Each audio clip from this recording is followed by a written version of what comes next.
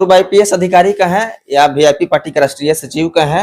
नूरुल हुदा साहब अभी पहुंचे हैं मोतिहारी में और आज प्रियंका गांधी का जो कार्यक्रम है उसमें शामिल होना है। इनको खास बातचीत होगी और साथ में आप देख पा रहे हैं राष्ट्रीय सचिव वरुण विजय जी हैं, एनवीएस महिला प्रदेश अध्यक्ष निर्मला साहनी जी हैं, साहेब साहनी है, जिला अध्यक्ष अशोक कुमार साहनी सहित सभी पदाधिकारी गण है। सभी किसी की उपस्थिति में सराहा है, सब किसी ने स्वागत किया है। वेलकम है सर। मोतिहारी में दौरा चंपारण में अधिक हो रहा है, आपका क्या आदेश है सुप्रीमो का? चंपारण में कितने सीटों पर आप लोग लड़ रहे हैं? 80। चलिए पहले तो धन्यवाद आप सब लोगों को। और मोतिहारी लगता है उसमें विशेष आकर्षण है क्योंकि बार बार आप लोग बुला रहे हैं। आज प्रियंका जी की बहुत बड़ी सभा है और सभा का जो मुख्य बिंदु है वो है महिला सशक्तिकरण का।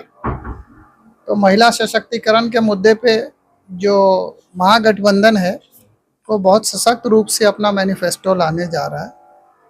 और जैसा कि आपने देखा होगा कि अभी 2 दिन पहले हम लोगों ने ईबीसी का अत्यंत पिछड़ा वर्ग के लिए एक 10 सूत्री कार्यक्रम 10 का दम लाया हमने।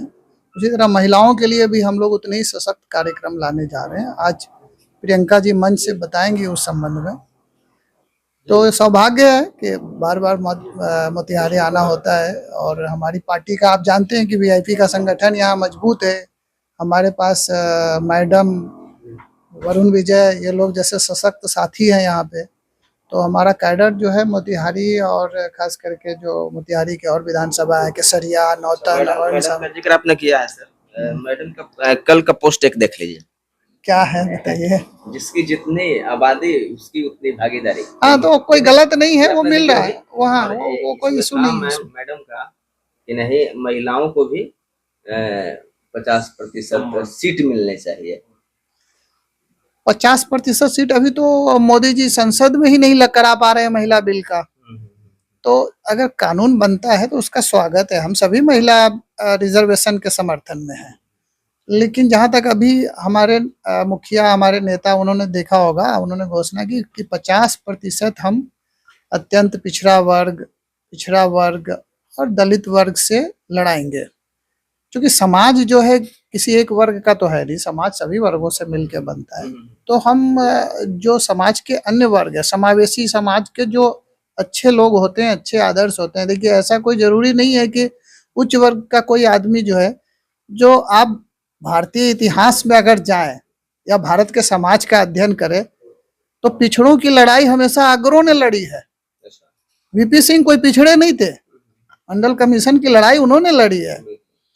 तो बाबा अंबेडकर के संविधान को बचाने के लिए आरजेडी के मनोज झा कोई पिछड़े नहीं है। तो ये सब लोग जो एक सिद्धांतवादी समाजवादी जो धर्मनिरपेक्षवादी ताकतें हैं वो संघर्ष करते हैं। हमारे कम्युनिस्ट के जितने साथी हैं सब उच्च वर्ग से आते हैं मैक्सिमम। लेकिन वर्ग संघर्ष और सत्ता संघर्ष में उनकी कुर्बानियां आप भूल नहीं सकते हैं ना। महिलाओं का हम लोग सभी लोग सम्मान करते हैं, उनका उचित प्रतिनिधित्व हर हाल में रखा जाएगा। अच्छा, अब बात की जाए सर तो अब आचार संहिता लगने को है, कब तक यह आ जाएगा महागठबंधन की तरफ से कि कौन पार्टी को कितना सीट मिल रहा है और कहाँ? नवरात्र चल रहे हैं और नवरात्र के अवसर पे या नवरात्र समाप्ति के दुर्गा पूजा में सभी व्यवस्था होती है। सारा जो है ट्रैफिक से लेके आप देखते हैं कि लोगों की पर्सनल व्यवस्था भी होती है ना। परिवार में एक फेस्टिविटी का माहौल रहता है ना। तो मुझे लगता है कि 30 तारीख से पहले इस मंथ में ही हो जाएगा सारा चीज। 30 तारीख से पहले हो जाएगा, सब कुछ हो जाएगा। वीआईपी कितने सीटों पर लड़ रही है?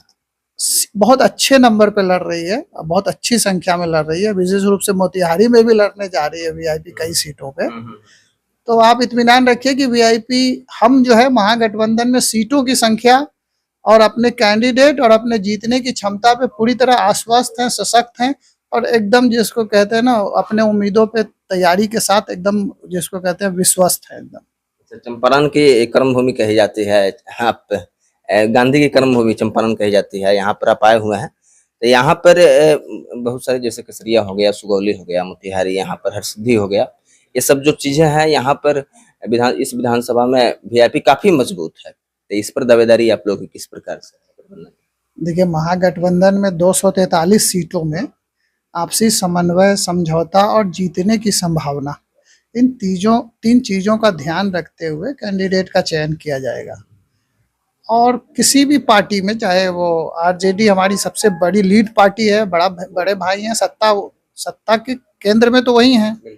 हम लोग तो कांग्रेस हो या वीआईपी हो, हम सब सहयोगी पार्टियां हैं। तो सहयोगी पार्टियों को समुचित प्रतिनिधित्व दिया जाएगा, सत्ता में समुचित भागीदारी भी दी जाएगी, और जो हमारा हिस्सा बनता है उसमें हमारा हिस्सा भरपूर हमको मिलेगा और अच्छे नंबर पे लड़ेंगे। आप जैसे बता रहे हैं, मोतिहारी क्या, दरभंगा, मुजफ्फरपुर और सीमांचल के भी कुछ क्षेत्रों में तो हमारे लोगों को ईबीसी, खास करके हम ईबीसी वर्ग को प्रतिनिधित्व देते हैं। ईबीसी वर्ग की अच्छी संख्या है। निषाद तो हमारा कोर वोटर है, निषाद तो हमारा समाज है, हमारा परिवार है। निषाद के अलावा हमारे पास बहुत सारे, जो निषाद की 22 उपजातियों के अलावा हमारे पास ईबीसी वर्ग के बहुत लोग जुड़े हुए हैं। हमारे कई पदाधिकारी और हमारे संगठन में कई लोग हैं ईबीसी के। उच्च वर्ग के लोगों का भी हमारे यहाँ अच्छा प्रतिनिधित्व है। तो हम सभी वर्गों के 50% आरक्षित वर्ग के सभी सदस्यों को रखते हुए महिला वर्ग को, अल्पसंख्यक वर्ग को और अन्य सभी वर्गों से हम कोशिश कर रहे हैं कि अच्छे और युवा और बढ़िया कैंडिडेट दे जो एनडीए को इस बार धूल धूसरित करे। मैडम भी इशारों में कहीं ना कहीं अपनी जो इच्छा है वो जाहिर की है लड़ने की, तो ऐसी अगर संभावना बनती है तो क्या चांस रहेगा मैडम? महिलाओं में मैडम हमारे यहाँ बहुत शीर्ष नेतृत्व में आती हैं, और मैडम की उम्मीदवारी जो है वो पार्टी नेतृत्व विचार कर रहा है, ऐसा नहीं है। तो हमें जब पहले फर्स्ट थिंग फर्स्ट कम, अगर पहले सीट आएगी उसके बाद ये डिसाइड होगा ना कि कौन सीट पे। अब हम, हो सकता है हम जिस सीट के लिए लड़ने के लिए सोच रहे हो वो सीट ही हमें ना मिले, ऐसा भी हो सकता है ना। तो पार्टी में, गठबंधन में कुछ मजबूरियां होती है, अलाइनमेंट होता है, एडजस्टमेंट होता है। अगर सब कुछ अच्छा रहा तो हमारे पास मैडम हैं, मैडम जैसे वरुण विजय हैं, बहुत सारे अच्छे कैंडिडेट हैं। अच्छा, अंतिम क्वेश्चन सर, महागठबंधन में सब कुछ ठीक ठाक है? 2020 की तरह कुछ होने वाला नहीं? बिल्कुल ठीक है, आप आश्वस्त रहिए, बहुत ही अच्छा है। और आज प्रियंका जी के कार्यक्रम में जैसे मुझे वक्ता के तौर पे बुलाया गया है, और मैं तो मंच पे वीआईपी की उपस्थिति है।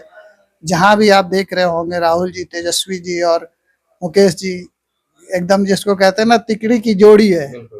तो इसमें कोई भेद नहीं है, कोई किसी तरह का कोई उठापटक नहीं है, किसी तरह की कोई शंका मत रखिए।